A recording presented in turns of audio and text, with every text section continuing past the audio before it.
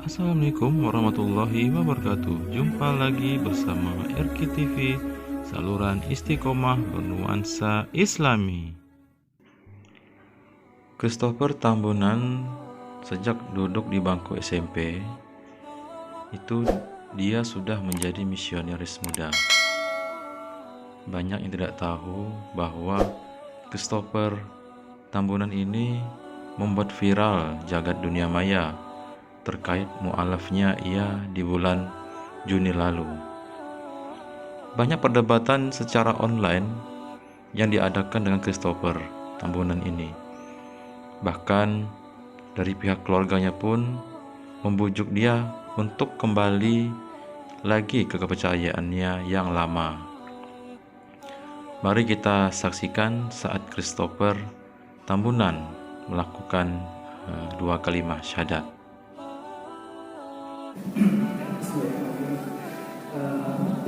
Jadi Anda Christopher, mungkin turunkan kalimat saya, kalimat syahadat ya, syahadat tadi dua kalimat syahadat dalam bahasa Arab sebisa Anda ya, kalau memang agak sulit, kalau kita usaha.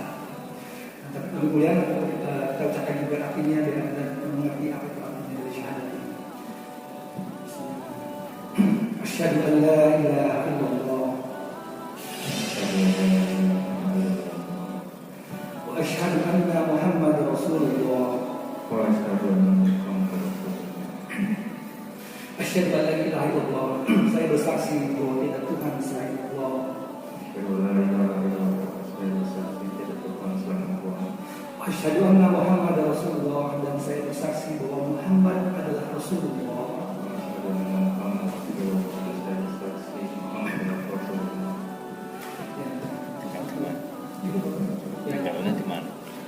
Alhamdulillah. Jadi jamaah sekalian, Anda sudah mengucapkan dua kalimat syahadat tadi yang dalam bahasa Arab dan juga dalam bahasa Indonesia.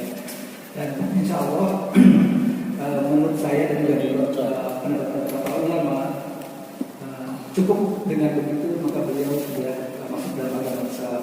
Dan juga dipersangkakan oleh bapak sekalian di sini dalam ini kaum muslimin yang tinggal di Komplek Kota.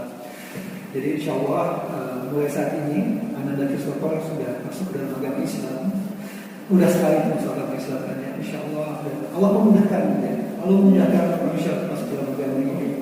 Biar kembali lagi setelah ini bagaimana Anda menjaga agama yang dalam hati Anda, ya. Menjaganya dan juga istiqomah dalamnya, dan tidak kembali lagi dalam agama Islam. Masya Allah, tabarakallah. Insya Allah ini akan menjadi syiar dan dakwah serta inspirasi bagi yang lain dalam mencari titik kebenaran dalam hidup ini.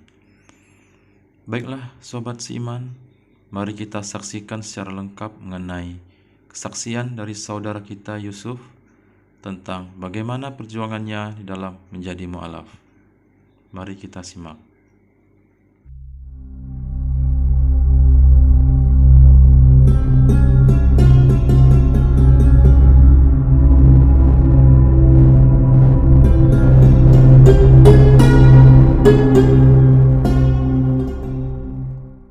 Assalamualaikum warahmatullahi wabarakatuh. Selamat pagi. Berjumpa lagi dengan saya Muhammad Yusuf Tsani, atau lebih akrab dikenal sebagai Christopher Tambunan ya. Yang pertama-tama mari kita bersyukur kepada Allah.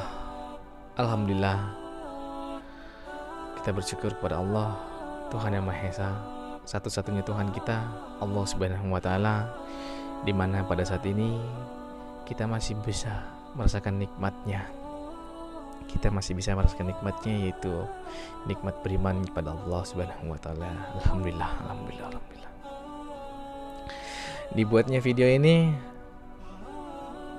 di mana kita bisa berdiskusi, di mana kita bisa saling bertukar pikiran, dan juga alhamdulillah saya mau membagikan sedikit pengalaman saya dalam mencari, dalam mengejar, dan dalam mendapatkan serta menjemput hidayah. Masya Allah, saya berharap video ini dapat menginspirasi teman-teman yang di luar sana, yang belum 100%, yang belum berani atau yang belum mau mengerti tentang Islam. Ayo, inilah saatnya kamu mengerti, dan juga inilah saatnya Islam ditegakkan, kebenaran itu ditegakkan. Masya Allah. Cerita saya bermula ketika saya masih beranjak di bangku sekolah, tepatnya kelas 1 SMA, umur saya 15 tahun. Masya Allah, di umur saya yang sangat muda, saya belajar sesuatu, saya belajar mengenal Islam. Alhamdulillah, Allah bantu saya, Allah bimbing saya, Allah keluarkan saya dalam kesesatan saya. Alhamdulillah. Jadi cerita ini bermula ketika saya duduk di bangku SMA, kelas 1 SMA. Alhamdulillah, Allah pertemukan saya dengan orang-orang baik.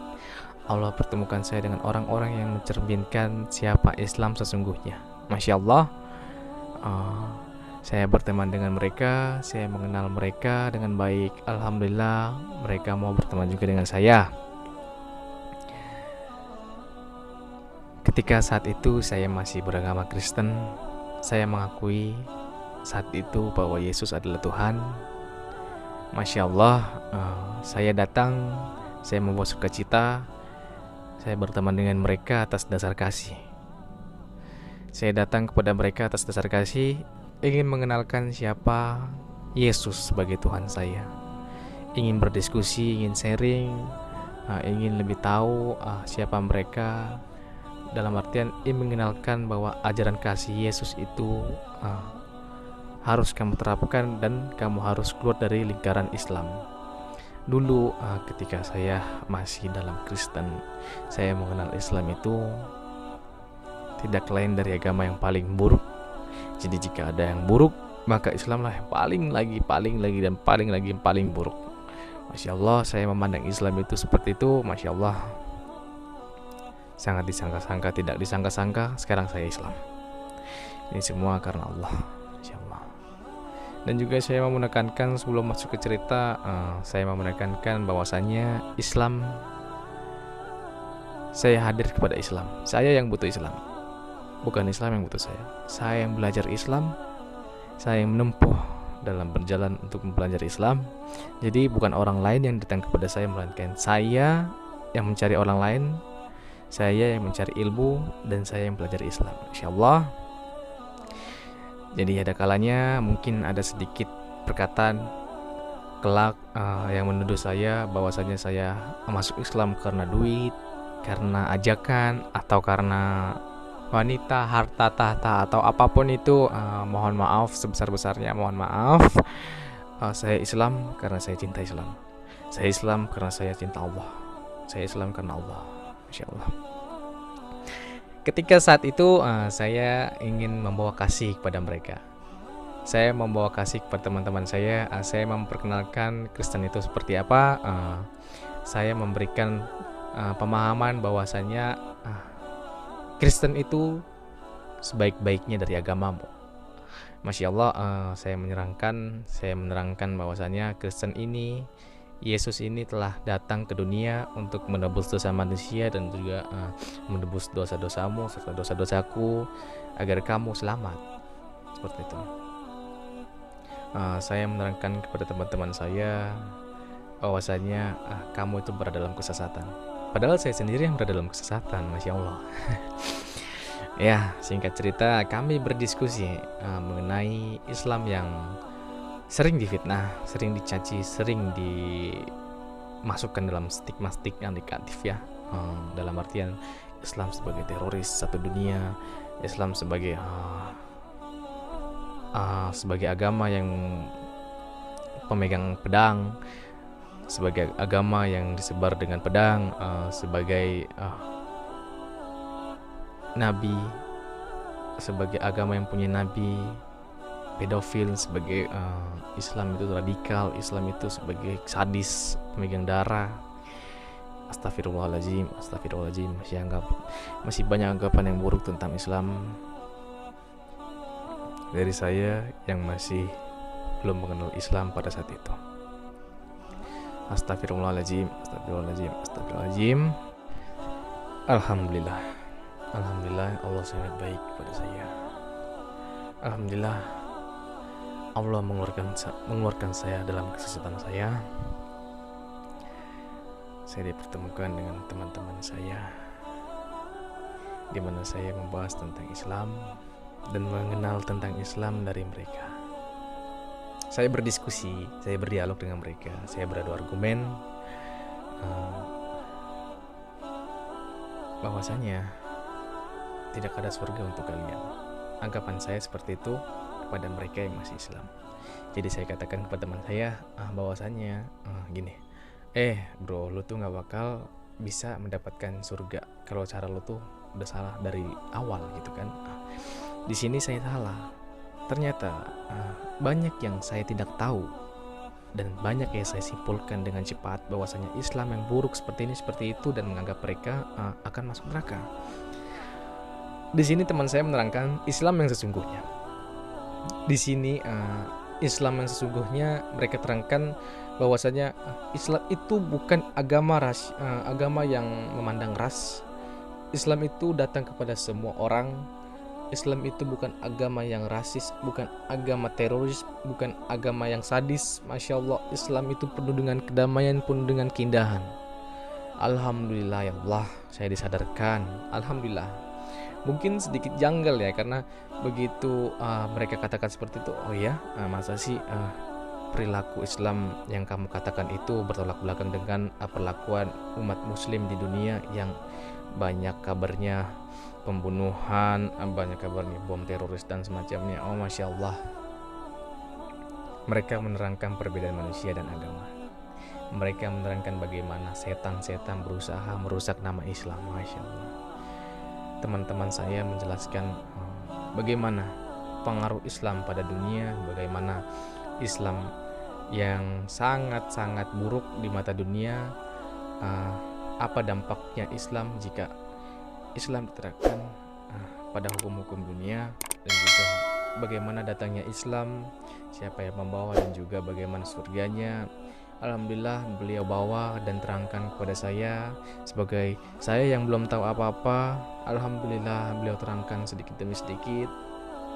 Jujur sih agak sedikit kaget dengan anggapan mereka, dengan anggapan saya yang selama ini doktrin-doktrin yang masuk kepada saya tentang keburukan-keburukan Islam ditepis dengan perkataan Al-Quran, ditepis dengan gampangnya oleh mereka dengan mengatakan, oh tidak, kamu salah, oh tidak, kamu salah, oh tidak, kamu salah. Wow, di situ saya sedikit tertarik alias ingin tahu lebih, apa ini Islam ini, bagaimana sih sistemnya, bagaimana sih sistem keagamaannya, bagaimana ketuhanannya, bagaimana cara ibadahnya. Masya Allah, memang pada umumnya Islam itu beribadah 5 kali sehari, sama seperti yang saya lihat di lingkungan saya pada saat itu.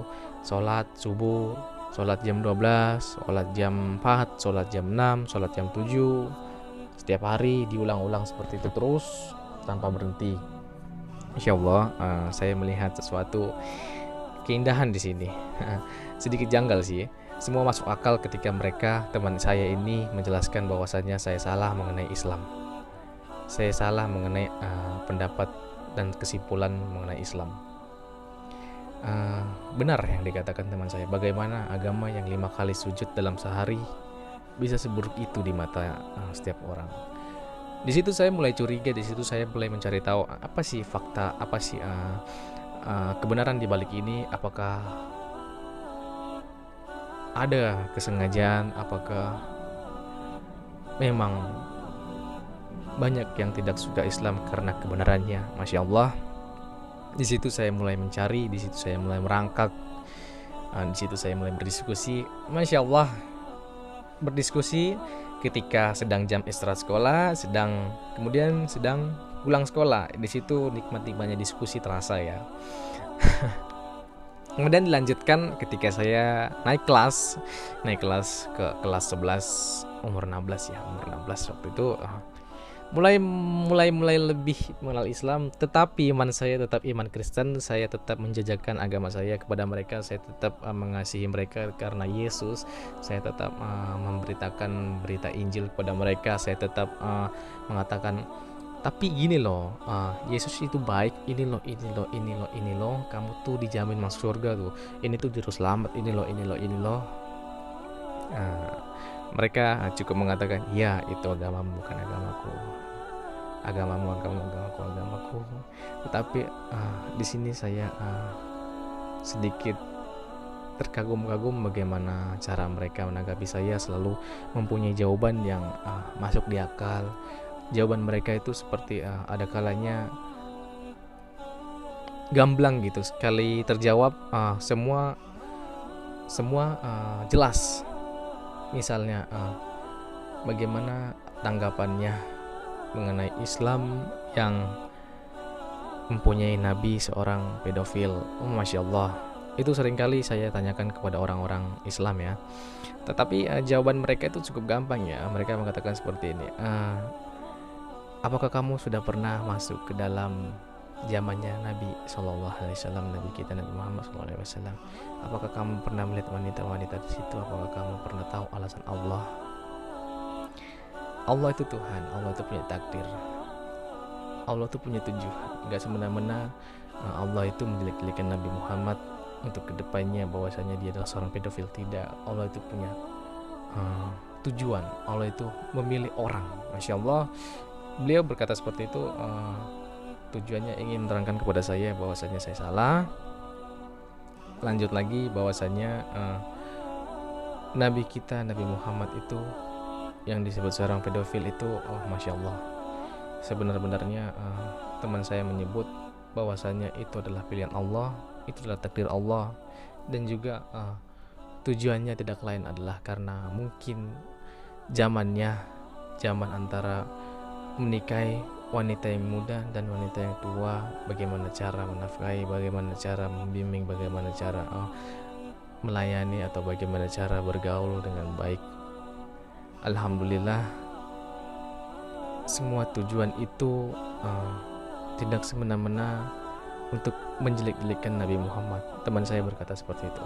Teman saya berkata bahwasanya Allah juga memilih, mungkin karena akalnya yang sangat tinggi, pikirannya yang sangat tinggi, daya ingatnya yang sangat tinggi, dan juga Allah tidak semena-mena, tidak sebodoh itu memilih perempuan dan juga Nabi Muhammad sebagai suaminya untuk sengaja untuk menjatuhkan Nabi kita Muhammad. Masya Allah, di situ saya sedikit gimana ya?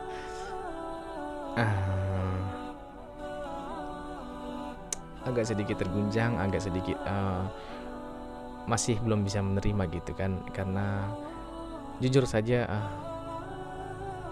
namanya saya baru belajar Islam, namanya saya juga baru mengenal Islam.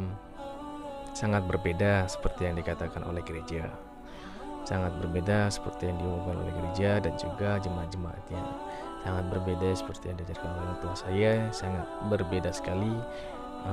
Ya seperti itu, saya mengenal Islam apa adanya, dan itu saya mengenal hanya buruk-buruknya, dan nyatanya tidak ada buruknya. Masya Allah, dan saya sekarang Islam. Alhamdulillah, itu semua karena Allah. Masya Allah. Selain dari belajar berdiskusi bersama dengan teman-teman saya juga belajar berdiskusi melalui forum-forum media, dari media YouTube, Instagram juga. Sesekali teman saya mengajak saya ke dalam pengajian Ustadz Hidayat atau Ustadz lainnya. Alhamdulillah. Selain daripada itu, selain saya belajar Islam, saya juga tetap belajar Kristen. Saya tetap menggali-gali tentang Kristenan saya, memberikan ilmu dari Kristen saya kepada mereka, seperti apa di Kristen. Masya Allah, saya sempat bertanya-tanya dan berdiskusi tentang Islam ini kepada pendeta saya, kepada teman-teman saya, bagaimana mereka ini baiknya seperti apa kita perlakukan mereka, bagaimana cara mengajarkan mereka. Masya Allah. Selain dari pendeta, atas keraguan saya mempunyai keraguan di hati. Saya juga tidak sungkan, dalam artian saya selalu ingin tahu, saya mencari tahu bukan hanya kepada teman saya datang kepada pemuka agama Islam, yaitu ustaz-ustaz tertentu. Saya berdiskusi, berbagi, bertukar pikiran. Masya Allah, banyak yang saya dapat dari situ. Ibaratnya saya Islam juga sekarang ini bukan karena saya Islam yang cuman iya aja, tapi saya Islam di sini saya mau sebagai Islam yang sudah tahu pondasinya, akidahnya bagaimana. Ibaratnya saya Islam karena saya mau dan saya cinta karena Allah, begitu. Insya Allah, selain daripada itu, selain berdiskusi, ada kegiatan sekolah, rohis, insya Allah. Terkadang saya mau ikut, tapi ya seperti itu, masih ada roh Kristen juga, rohani Kristen dan rohani Islam di dalam sekolah yang harus saya jaga. Bagaimana jika rohani Kristen melihat saya ada dalam organisasi rohani Islam? Agak sedikit jadi tantangan ya. Jadi di situ sebenarnya saya ingin mengikuti, tapi ya seadanya aja. Islam untuk saya adalah sesuatu yang baru. Islam membuat saya berpikir lebih jauh. Jujur saja, ketika saya belajar Islam, semua keburukan dalam Islam itu yang saya pahami Islam sebagai Islam yang radikal sangat jauh berbeda. Selama ini saya menyadari bahwa saya salah. Saya mengetahui Islam hanya buruknya. Saya mengetahui hanya dari perkataan-perkataan mulut ke mulut. Masya Allah, Allah beri saya hidayah. Bahkan Allah bantu saya dalam bertemu dengan orang-orang yang baik, orang-orang yang bisa memberikan dan mempertebal akidah saya. Alhamdulillah. Kemudian lanjut ketika saya masuk ke kelas 3 ya, dimana iman saya masih sangat terguncang di situ. Jujur, ya Allah, saya mulai meragukan tentang kekristenan saya. Kenapa saya lebih pro ke Islam? Kenapa saya hati saya lebih ke Islam? Dalam artian saya lebih mencintai Islam. Saya lebih kayak Islam ini benar. Saya mengakui secara tidak langsung saya seperti Islam ini hangat, Islam ini indah. Subhanallah, pelan-pelan saya mulai meragukan keimanan saya dalam Kristen. Jujur saja, bukan hanya dari keislaman saya yang saya pelajari, melainkan juga dari cara beribadahnya umat Kristen. Mohon maaf ya, banyak anggapan murtadin bahwasanya mereka murtad dikarenakan lagu-lagu rohani. Cuman saya mau menerangkan sedikit analogi, bukan hanya sedikitnya. Mungkin ini jadi bahan dasar pemikiran orang lain yang mau murtad karena lagu rohani. Ada kalanya bukan hanya lagu rohani yang dapat menyentuh hati. Lagu dunia juga dapat menyentuh hati, Bu. Untuk bapak-bapak, ibu-ibu atau anak muda serta teman sebaya saya yang mau murtad karena lagu rohani, tolong dipikirkan untuk kedua kalinya, karena selain dari lagu rohani, lagu dunia pun itu sangat menyentuh. Jadi sedikit tidak logika kalau hanya saja bisa murtad karena lagu ya. Sedikit tidak logika. Kemudian juga saya mau menerangkan bahwasannya di kelas 3 itu saya mulai melenceng ya. Yang tadinya saya ke gereja, saya izin pamit ke gereja, saya malah pergi ke musola. Masya Allah. Karena jujur saja ketika saya berada dalam musola, rasanya itu adem. Seperti inilah tempat saya. Ini saya di sini tuh nyaman. Saya suka hawa-hawanya. Saya suka dengan keberadaan masjid dan atau musola. Itu membuat saya sedikit demi sedikit menjauh dari gereja, sedikit demi sedikit menjauh dari agama Kristen. Jujur saja, semakin lama semakin jauh saya semakin nyaman terhadap Islam. Saya semakin nyaman dengan keindahannya. Saya semakin nyaman dengan ajarannya. Alhamdulillah, sedikit demi sedikit itu masuk ke dalam hati saya. Bagaimana cerita-cerita Nabi Muhammad, bagaimana cerita kisah-kisah sahabat Nabi Muhammad. Masya Allah, sedikit demi sedikit itu tertanam dalam hati saya, membuat saya paham tentang Islam itu bukan sekedar paham, tapi mau juga menjadi penegak kebenaran yang sesungguhnya. Seperti itu. Sesungguhnya juga saya sedikit malas ke gereja saat itu, jujur, dikarenakan doktrin-doktrin dari pemuka agama yang menjelaskan keburukan tentang Islam itu. Islam ini seperti ini, Islam itu seperti itu. Lihat itu mereka, lihat bom ini, lihat ini bom itu. Saya yang sudah tahu kebenarannya merasa seperti kenapa pemuka agama saya malah menjelek-jelekan agamanya orang lain. Sangat disayangkan, saya yang sudah mempelajari dan saya yang sudah mengetahui apa fakta di balik ajarannya Islam yang sesungguhnya, dengan pendeta yang mengatakan Islam itu buruk, merasa saya jadi sedih sendiri dengan kekristenan saya. Alhamdulillah, ketika saya merasakan jiwa keimanan saya mulai hilang sedikit demi sedikit, saya masuk ke dalam ajaran Islam. Saya mendapatkan sesuatu yang baru, saya mendapatkan sesuatu kenyamanan yang baru. Semakin lagi saya belajar, makin belajar, giat, dan juga mempelajari jejak-jejak Nabi Muhammad, bagaimana beliau hidup, bagaimana cara hidupnya, Masya Allah. Kisah-kisah Nabi yang membuat kita sedih, terharu, Masya Allah.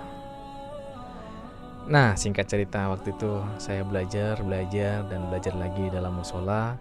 Setiap minggu ada kalanya saya melenceng, bukan ke gereja melainkan ke musola. Saya belajar lebih lagi mengenal Islam.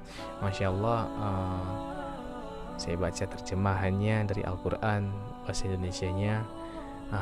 Saya menemukan suatu hukum ketegasan, suatu perintah, suatu peraturan yang jelas, suatu kalimat yang lengkap. Saya menemukan kitab ini bukan kitab sembarangan. Kitab ini bukan sebuah ciptaan manusia. Ini kitab bukan kreatornya, ini bukan manusia. Ini benar-benar kitab, the real ya. Saya membaca itu penuh dengan kalimat-kalimat Allah. Dan juga saya menemukan bahwasannya Yesus itu dibahas di dalam Al-Quran. Yesus dibahas di dalam Al-Quran. Bahkan namanya disebut lebih banyak daripada Muhammad. Inilah kenapa saya bilang lengkap, karena dalam kitab saya, di dalam Alkitab itu tidak ada pembahasan mengenai Muhammad. Atau mungkin saya yang tidak tahu pembahasan mengenai Muhammad dalam Alkitab, tetapi secara gamblang Yesus itu diterangkan di dalam Al-Quran. Masya Allah, membuat saya wow gitu, semakin tertarik, lebih lagi tertarik. Wow, dahsyat ini kitab. Dari mana dia tahu gitu? Ini bukan sembarangan yang menciptakannya. Saya melihat di sini penciptanya benar-benar dia ini bukan manusia atau bukan sejenisnya. Ini dia the real of God gitu. The real of God, inilah buku ciptaan of God. Inilah the real of book of God ya, yang benar-benar diturunkan untuk kita gitu. Masya Allah. Semakin jatuh hati saya kepada Al-Quran, semakin jatuh hati saya kepada Islam, semakin jatuh hati saya kepada Nabi kita, Nabi Muhammad SAW. Masya Allah. Dari situ saya lebih mengenal Islam. Dari situ saya mulai mengamalkan ajaran-ajarannya Islam. Oh ya, sedikit cerita. Sejak kelas 1 SMA, atau lebih tepatnya sejak SMP, saya sudah berhenti makan babi. Alhamdulillah, saya sudah berhenti makan daging babi, makan daging haram. Alhamdulillah. Sampai saat itu diolok-olok bahwasanya saya bukan orang Batak, saya ini bukan orang Kristen, kamu nih seperti orang Islam saja, tidak makan babi, mengharam-haramkan sesuatu yang sudah halal di dalam agama kita. Orang tua saya berkata seperti itu. Masya Allah. Ya gimana pun saya sudah tahu saya harus jauhkan. Masya Allah. Meskipun begitu, Allah tetap baik, Allah tetap bermudah jalan saya untuk berhijrah, menjauhkan segala makanan-makanan haram itu daripada saya. Masya Allah. Alhamdulillah, lanjut lagi ceritanya. Ketika saat itu kelas 12, di mana saya memikirkan bagaimana masa depan saya, apakah saya akan pergi dari rumah atau akan terang-terangan mengatakan kalau saya tidak mengimani Yesus sebagai Tuhan, atau saya pergi ke pesantren atau semacamnya. Masya Allah, di situ saya memikirkan bagaimana masa depan saya. Sewaktu-waktu saya berpikir seperti ini, sudah sewaktunya, jika memang saya jika saya sudah siap, lebih baik 3 tahun setelah saya kuliah saya akan mualaf. 3 tahun setelah kuliah, itu rencana awal saya. Entah kenapa Allah itu maha baik. Justru sama seperti yang saya katakan tadi, apa yang benar menurut kita belum tentu benar menurut Allah, dan apa yang salah menurut kita belum tentu salah menurut Allah. Allah tunjukkan mukjizatnya kepada saya, yang seharusnya saya mualaf 3 tahun setelah kuliah. Masya Allah, sekarang saya masuk ke semester 3. Masya Allah, benar-benar tidak terduga mukjizat Allah. Saya mualaf pada saat saya masih kuliah, dan saat saya belum mempunyai apa-apa. Dalam istilah, keimanan saya diuji di sini. Di dalam hati saya tiba-tiba tergerak, tidak, udah cukup. Saya sudah tahu kebenarannya, saya tidak mau menunggu lagi, sudah saatnya. Entah kenapa hati saya yang berpikir dan berencana untuk 3 tahun lagi untuk mualaf setelah kuliah, tiba-tiba hati saya langsung, jangan, langsung saja. Benar-benar kayak hidayah itu datang benar-benar bertepatan waktu. Alhamdulillah, itu pada saat itu juga, alhamdulillah, besoknya saya mualaf. Masya Allah, saya datang ke masjid bersama dengan teman saya. Saya panggil dia, ayo kita, aku minta tolong, ayo kamu bantu saya mualaf. Saya bantu saya untuk menjadi seorang muslim. Dia sedikit terkejut dalam artian, apakah ini benar, apakah kamu serius atau tidak bermain-main. Masya Allah, di situ entah kenapa bukan saya, tapi seperti sesuatu yang datang kepada saya, langsung menggerakkan hati saya, langsung sudah saatnya, inilah saatnya. Masya Allah, di situ hati saya benar-benar tergerak. Tidak ada berpikir setelah 3 tahun kuliah atau setelah kaya atau setelah mapan. Entah kenapa, ini mungkin mukjizat Allah. Saya rasakan saatnya kamu benar, saatnya kamu menuju jalan yang lurus. Masya Allah, saatnya saya benar, saatnya saya menegakkan kebenaran. Masya Allah. Di situ saya langsung hubungi kan teman-teman saya datang, dalam artian datang ke masjid. Ayo mualafkan saya mau mualaf, saya mau menjadi Islam, saya mau memeluk Islam. Jika dibandingkan kehidupan saya yang lalu, bagaimana saya bisa mendapatkan hidayah, bisa mendapatkan teman-teman seperti mereka yang mau menjelaskan dan membeberkan tentang Islam yang sesungguhnya, yang mau menyelamatkan saya, yang mau membantu dan mensupport saya. Masya Allah, saya ini dulu demi Allah Ta'ala, saya sangat benci Islam. Bahkan dalam artian itu kitabnya umat Islam, dalam artian saya sangat hinakan. Masya Allah, demi Allah saya sangat menghinakan Islam. Tapi entah kenapa, Alhamdulillah Allah memberi saya hidayah menjadi Islam. Alhamdulillah. Kemudian lanjut cerita, saya menjadi seorang mualaf, saya dimualafkan. Aduh, nggak bisa berhenti menangis di situ, berada di pelukan teman saya. Insya Allah, saya sudah Islam, saya sudah terbebas dari ajaran sesat. Masya Allah, ada rasa kayak terbang, ada rasa seperti selamat, bahagia, sukacita. Masya Allah, sungguh bahagianya hari itu. Saya rasakan benar-benar sebaik ini Allah. Dia mau mengatur, dia mau membimbingku. Yang seharusnya 3 tahun setelah kuliah, Allah jadikan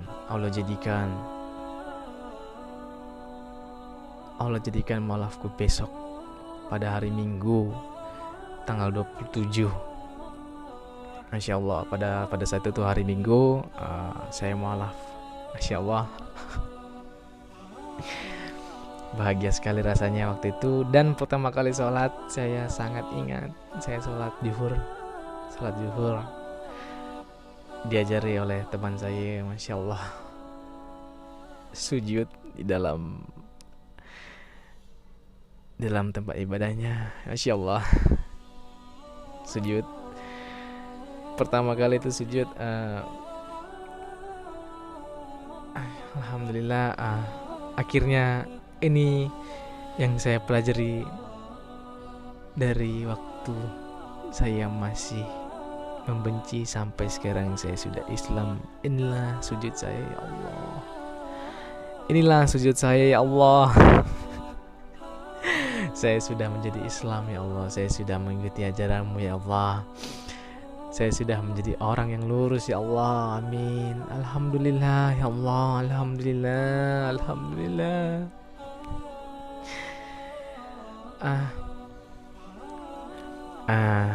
Sangat bahagia di situ membuat saya sangat bersyukur saya menjadi salah satu umatnya Nabi Muhammad, Nabi yang saya paling cintai. Insya Allah.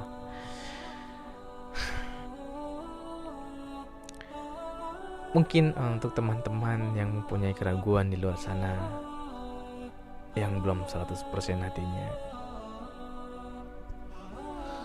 marilah, sudah saatnya kawan kau tegakkan kebenaran. Sudah saatnya Islam berdiri. Sudah saatnya kita memberantas fitnah-fitnah tentang Islam, kawan. Sudah saatnya kita sadar yang salah dan yang benar itu siapa. Sudah saatnya kita bangkit. Masya Allah. Tidak usah gentar, ayo kita maju bersama-sama. Masya Allah. Kemudian lanjut cerita yang tadi. Setelah saya bersyahadat, sholat pertama kali, sholat zuhur, saya pulang. Entah bagaimana cara saya beribadah, saya bingung. Di antara harus tetap berada di rumah karena situasinya pandemi, orang tua saya melarang untuk keluar beribadah di masjid, dilarang beribadah di rumah. Kesusahan karena takut ketahuan, jujur saja takut ketahuan. Maka saya putuskan saya beribadah diam-diam, karena pada waktu itu juga orang tua saya itu menyediakan celana sehari-hari itu saya dipakaikan celana pendek, bukan celana panjang. Dan juga syarat sholat itu kan harus bisa menutupi dengkul atau di atas mata kaki. Dan pada saat itu saya memakai celana, hanya celana boxer di atas dengkul. Saya bingung seperti apa, bagaimana cara saya sholat. Saya tanya ke teman saya, bagaimana ini saya bisa sholat, bagaimana saya bisa menyembah Allah. Masya Allah, beliau sarankan, sudah, apa yang bisa menutupi kakimu di situ, dan juga apapun itu tutupilah kakimu. Akhirnya saya berpikir buat menutupi kaki saya dengan bantal. Masya Allah. Dengan bantal waktu itu ya saya tutupi kaki saya.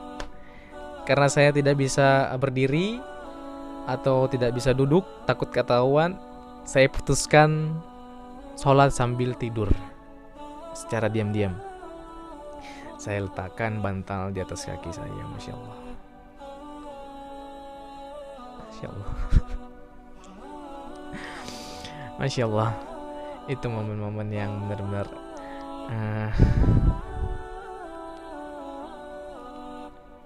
tidak bisa dijelaskan bagian seperti apa ya, merasakan ujiannya. Saya letakkan kaki saya di bawah bantal. saya sholat dalam tidur, dalam artian tidur terlentang. Saya sholat 4 rakaat, Masya Allah, tetap dengan bimbingan teman-teman bagaimana cara sholat yang baik dan benar dengan baca-bacaannya. Alhamdulillah, teman-teman saya yang mengajarkan saya untuk sholat, alhamdulillah,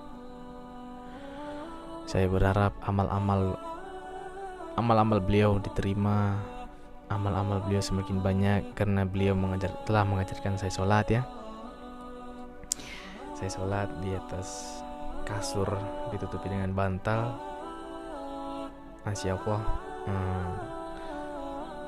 Kemudian setelah seminggu di situ merasakan bagaimana susahnya beribadah, teman saya menganjurkan, saya punya saya kenal seseorang yang bisa membantu mungkin, dalam artian ayo kita belajar bersama-sama, kita berhijrah bersama-sama, mari kita menempuh, mari kita menggali ilmu sebanyak-banyaknya dari beliau, Masya Allah. Hingga saya putuskan saya terbang ke Makassar. Saya menempuh hidup baru di Makassar. Saya datang kepada seseorang yang bernama Zulkifli M. Abbas atau Abah ya, karena beliau sudah mengangkat saya sebagai anaknya. Saya datang kepada beliau dengan tujuan mau belajar, Masya Allah, dengan tujuan meminta perlindungan atau legalitas keislaman saya. Masya Allah, beliau sangat baik orangnya. Nggak bisa dipungkirin juga ketika saya meninggalkan keluarga saya, itu adalah momen yang paling sedih. Karena jujur, saya tidak pernah berpisah dari orang tua saya. Itu adalah momen yang paling sedih, asli. Itu paling sedih. Itu yang paling menggugah hati saya, yang paling mematahkan hati saya itu. Melihat adik saya, orang tua saya, saudara saya harus meninggalkan mereka. Dalam artian ya bukan meninggalkan asal, saya akan kembali pada saatnya. Hanya saja saya tidak tahu bagaimana perasaan mereka sewaktu saya pergi. Apalagi saya sudah jadi seorang muslim. Masya Allah.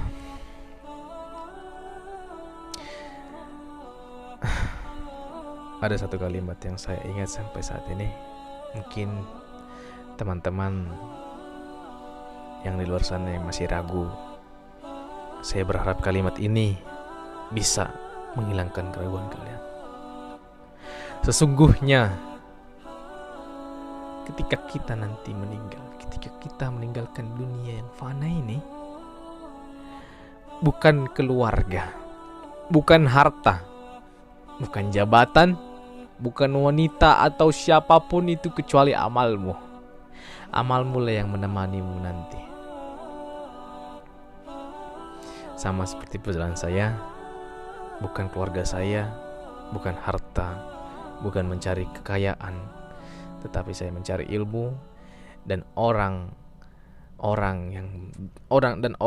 dekat saya mau gimana pun menarik saya untuk kembali dalam Kristen. Dan orang-orang terdekat saya yang mencoba menarik saya untuk kembali ke Kristen tidak akan bisa. Saya mohon maaf. Inilah ajaran yang saya pilih. Inilah iman yang saya pilih. Iman sebagai Islam, Muslim. Bagi saya, Islam itu indah. Saya sudah jatuh cinta kepada Islam. Insya Allah memberikan hidayahnya terus-menerus kepada saya. Amin ya rabbal alamin. Jangan ragu kepada Islam.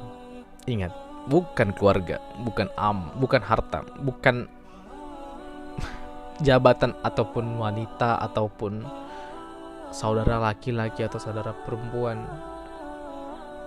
hanya satu yang menemanimu nanti, yaitu amalmu. Masya Allah, yang menemanimu adalah amalmu. Jadi jangan ragu kepada Islam. Mari maju, mari tegakkan kebenaran. Sudah cukup berada dalam belakang panggung. Saatnya kamu menegakkan kebenaran. Saatnya kamu memperlihatkan jati diri kamu siapa sebenarnya. Saya berharap cerita saya bisa menginspirasi teman-teman. Saya berharap bisa membangkitkan semangat teman-teman yang mau mualaf, yang sedang belajar. Semoga kita termasuk salah satu orang yang bisa masuk ke dalam jannahnya Allah Subhanahu wa taala. Amin ya rabbal alamin. Jangan berhenti menyerah. Jangan berhenti untuk berjuang. Jangan pernah menyerah. Ingat, hidayah akan datang kepada siapapun, asal bagaimana kita menjemput hidayahnya. Hidayah bukan hanya datang kepada saya, tapi juga bisa datang kepada teman-teman, asalkan hidayah itu kita bisa rasakan dan bisa kita jemput. Masya Allah, Maha Suci Allah, Allahu Akbar. Biarlah kita dimatikan dalam La ilaha illallah. Amin ya rabbal alamin. Allahu Akbar, Allahu Akbar, Allahu Akbar. Terima kasih yang telah menonton video saya. Saya ucapkan terima kasih. Apabila ada kesalahan kata, mohon maaf. Saya berterima kasih kepada orang-orang yang mendukung saya, kepada teman-teman saya, kepada guru-guru saya. Alhamdulillah, semoga amalmu diterima. Semoga engkau dijauhkan dari api neraka. Semoga engkau mendapat hidayah. Alhamdulillah, semoga diluruskan jalan kita. Amin ya rabbal alamin. Auzubillahi minasyaitonirrajim. Ya Allah, jauhkanlah ya Allah godaan setan dan jin daripada kami, daripada orang-orang yang mau belajar tentang agamamu, daripada fitnah-fitnah orang-orang yang tidak bertanggung jawab ya Allah. Semangat, jangan pernah berhenti untuk berjuang. Carilah kebenaran, sesungguhnya kebenaran yang paling benar itu hanya ada pada Islam. Allahu Akbar. Terima kasih dan sampai jumpa lagi. Wal billahi taufik wal hidayah. Wassalamualaikum warahmatullahi wabarakatuh.